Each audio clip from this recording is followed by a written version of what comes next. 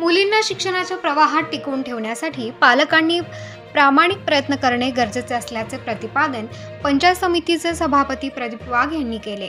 आदिवासी माध्यमिक विद्यालय डोल्हारा येथे 10वीच्या मुलांच्या निरोप समारंभाप्रसंगी ते बोलत होते। मुलांना निरोप मार्गदर्शन करताना अतिशय उत्कृष्ट पद्धतीने संबोधित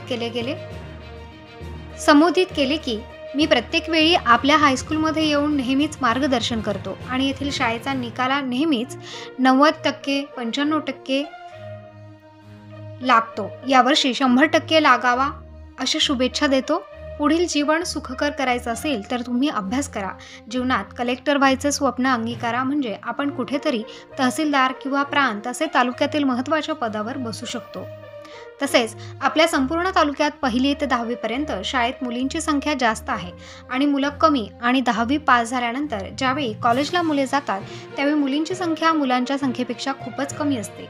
या गोष्टी का होतात तर आपल्या ग्रामीण भागात 10वी झाल्यानंतर मुलींचे आईवडील मुलींची लगेच लग्न करून देतात किंवा वडील कॉलेजला पाठवत नाहीत आणि शिक्षण देण्यासाठी आर्थिक अडचणी सुद्धा असतात। अशा अनेक कारणांमुळे मुलींची संख्या आपल्याला कॉलेजमध्ये कमी प्रमाणात आढळून येते। परंतु पुढील काळात सरकार मुलींसाठी शिक्षण पूर्णपणे मोफत करणार आहे, त्यामुळे पालकांनीही मुलींच्या शिक्षणात बाधा आणू नये असे आवाहन वाघ यांनी केले आहे।